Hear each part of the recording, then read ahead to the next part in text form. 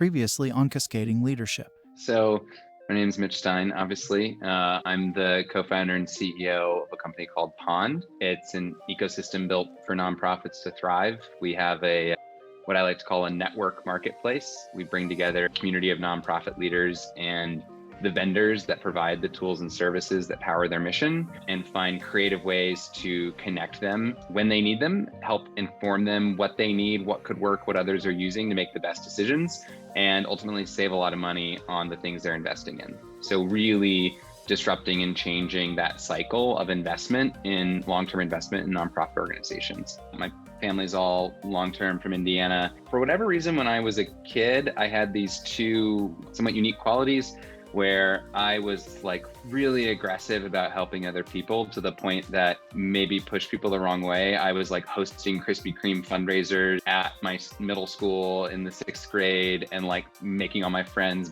and their parents buy donuts, put on a brand new school carnival to help the tsunami victims. My mom had a friend who passed away from leukemia really suddenly, and I made these custom bandanas for her and we sold them and were able to donate 1,000, like one of those big checks, like on the news. That was me in the 7th grade.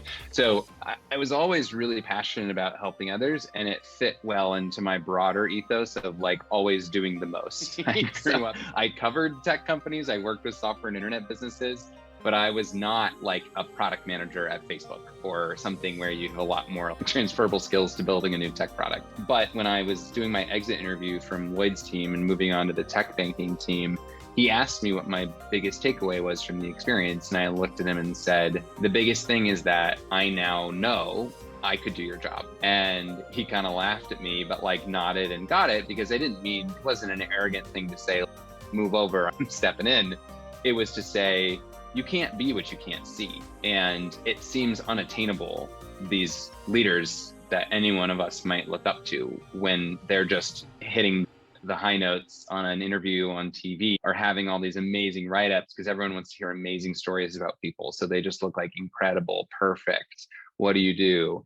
And the reality is, when you see them behind the scenes, they work hard and they're smart and they were committed to something. And I knew that I could do all those things too. It might not be at this company, but someday I could also be a leader like you. And now part 2 of our interview of Mitch Stein, the CEO of Pond. Here we learn about problem obsession, why the focus on the NPO space, and the impact economy. And I think the next step in that process were 2 things. One, the organization I worked with was going through a transition between tech platforms. I was really frustrated with the fundraising tool they were using. I just felt like it was a clunky experience. It charged a lot. I didn't love that experience for the donors I was fundraising from. And so I was really frustrated. And then after I heard about, when we go to find something new, we don't really know what to use, and it still has this expense and there's nowhere to find more information, and just hearing more about how convoluted this process was, I was like, this sucks. Like, why does it have to be this way? There's so many nonprofits out there. Like, why don't they have better ubiquitous resources to tap into for these tools and services that ultimately drive a tremendous amount of impact? When you think about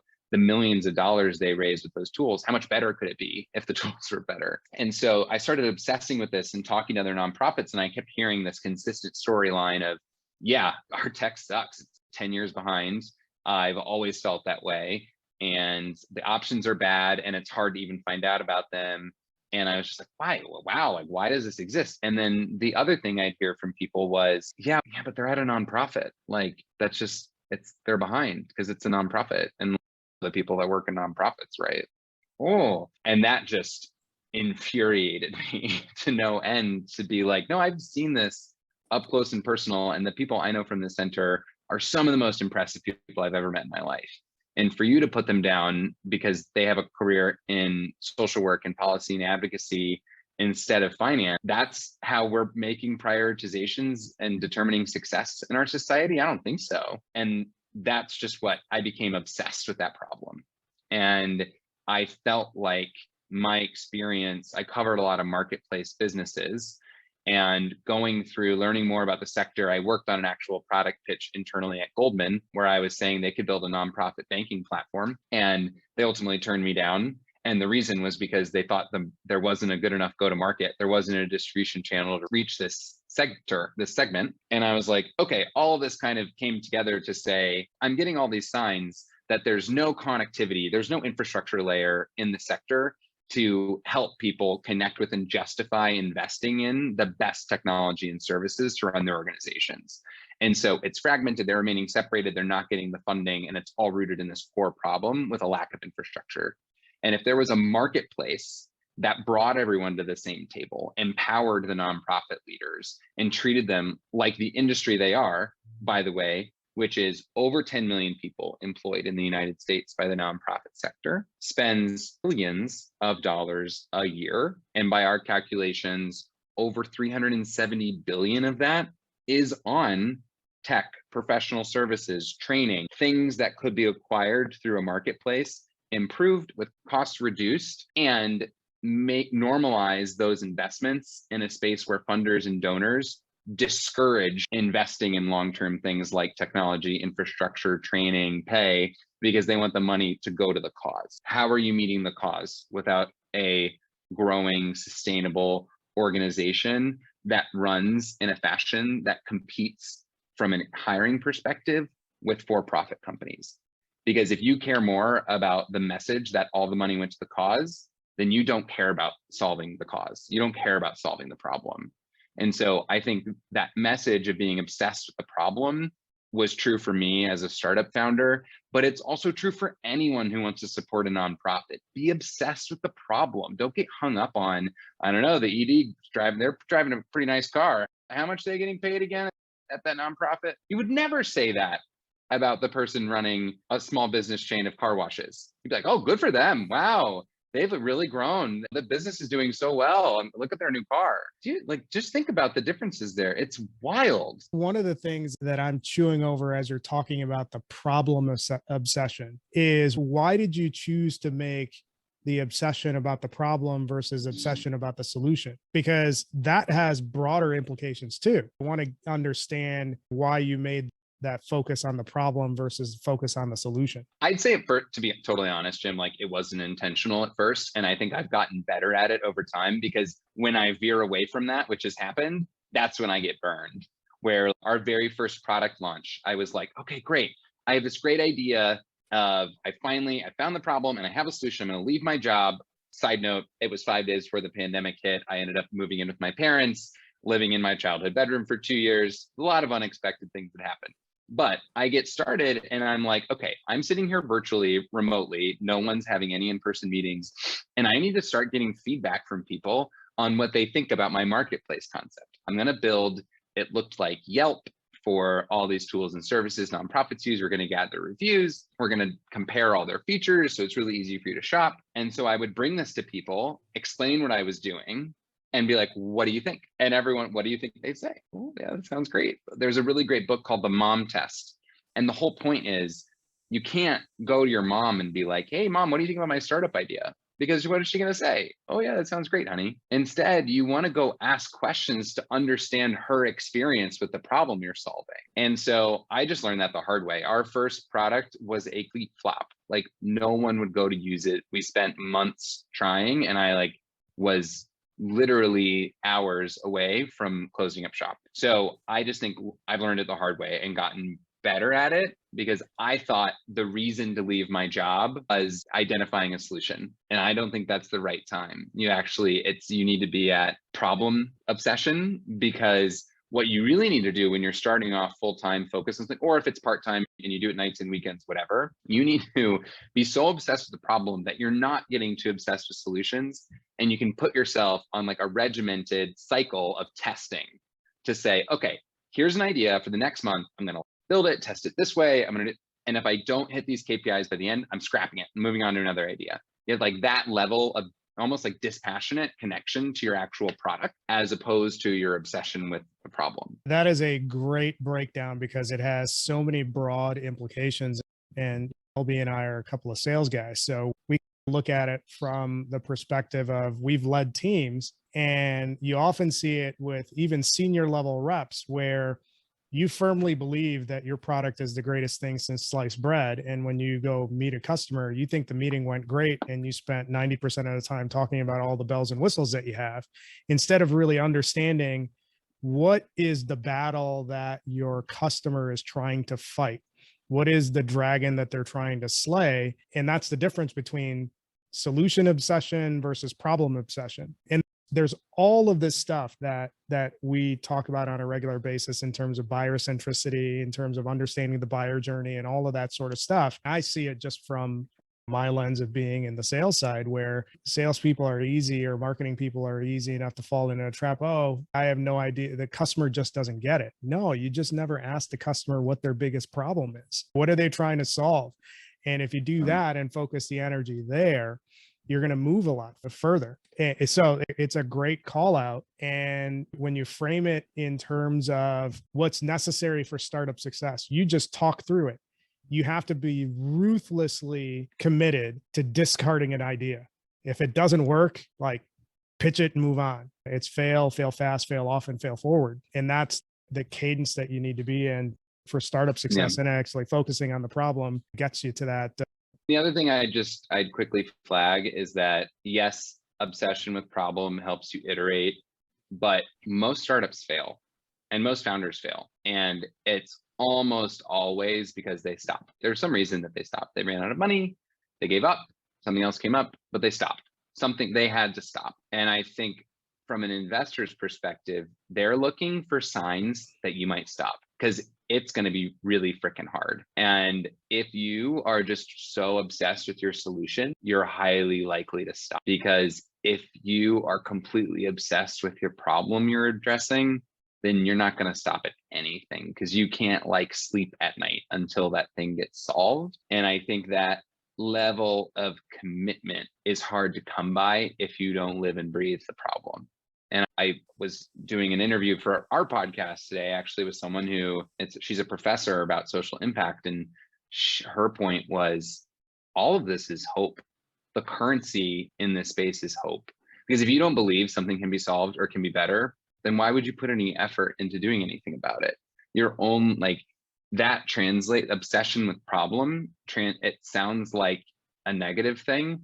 It's actually hope. Mitch, you said a whole lot. I'm like all over the place in my head thinking about a couple of things, because Jim knows this about me. Like, I read a lot, and so all of a sudden, like, authors and books and phrases from books start to pop in my head. One of the things that I was thinking about was, there's a book called Building a Story Brand by Donald Miller. And you had talked about that earlier on, about the ability to be able to tell a story.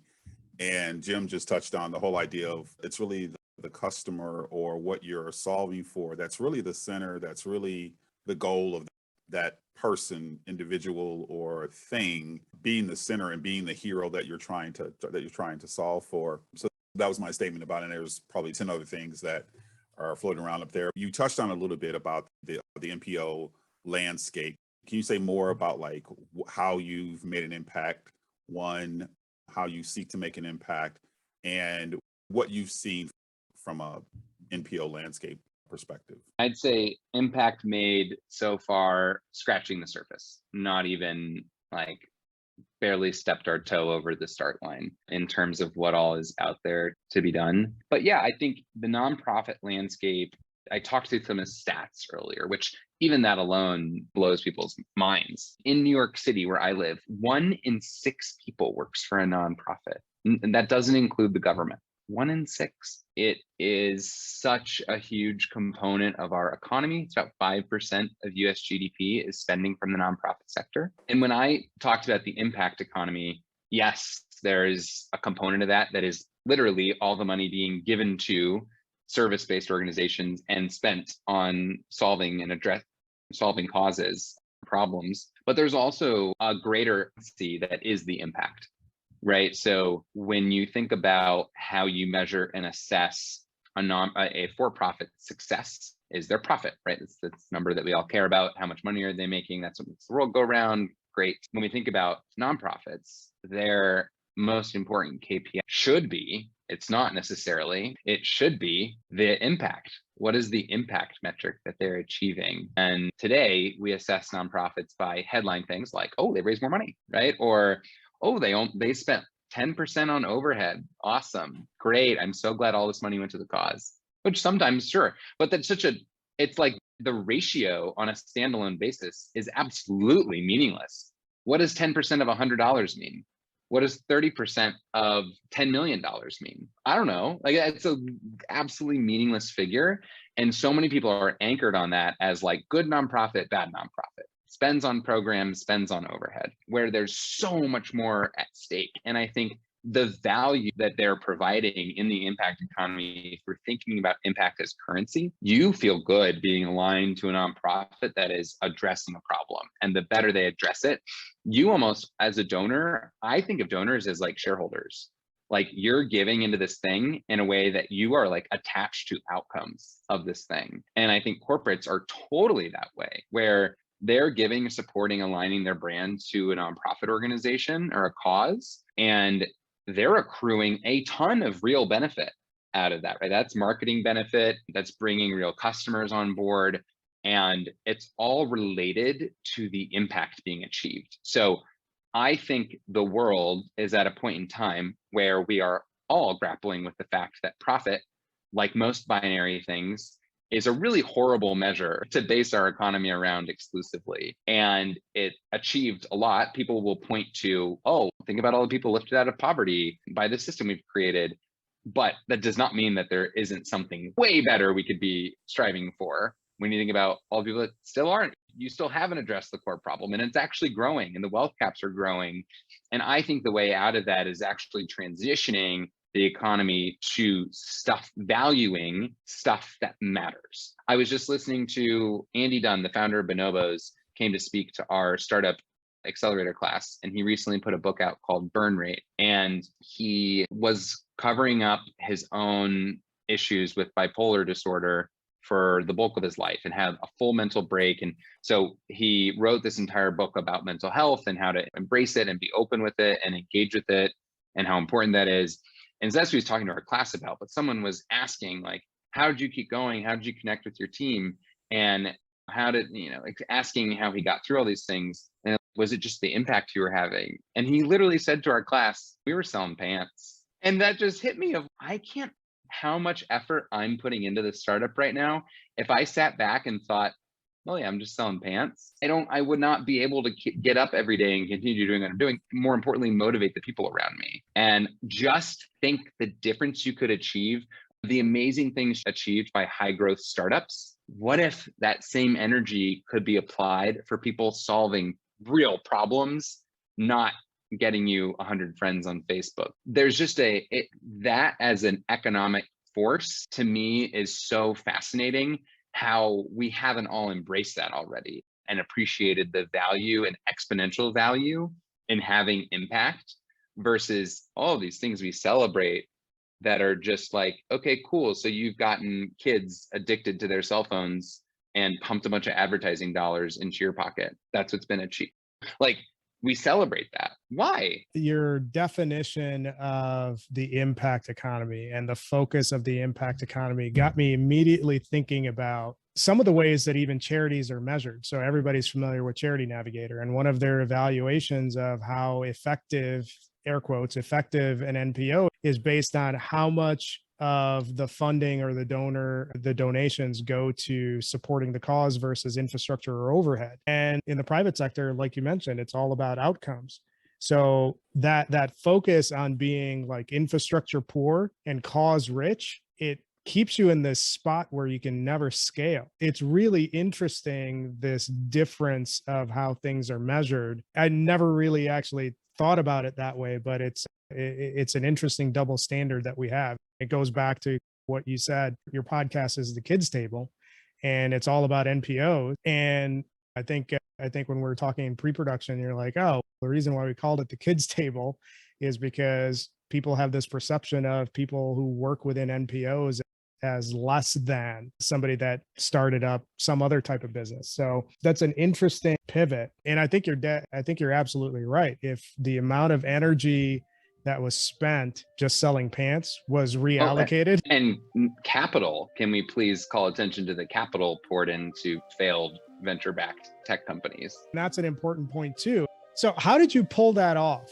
You're a tech startup serving not-for-profits, and you're working on scaling your own business. So you have a lot of these things that are stacked against you because the broader investor community is automatically defaulting to this will never work. How did you navigate all of those headwinds? It's hard enough to do a tech startup, but a tech startup that services not-for-profits, you said it earlier in the show, investors are like, there is no money in that. Why do we want to do that? Like, how did you navigate that? Remember what I said earlier about thriving with a chip on my shoulder? So I put a lot of stock in the fact that if everybody understood and believed in what I was doing, someone would probably already be doing it.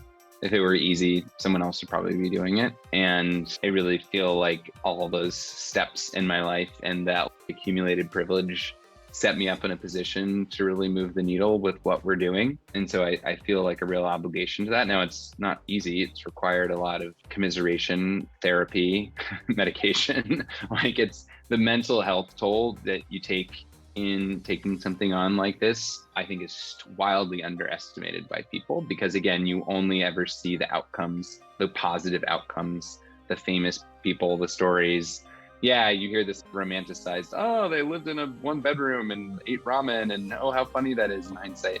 It's a lot deeper than that. And there's been multiple moments that I can remember being like sitting on the kitchen floor of my parents' house and holding my dog and sobbing, crying, and my mom just being like, do you want to keep doing this to yourself? Like, why are you doing this to yourself? Tune in next time for part 3 of our interview with innovator and disruptor, Mitch Stein, CEO of Pond.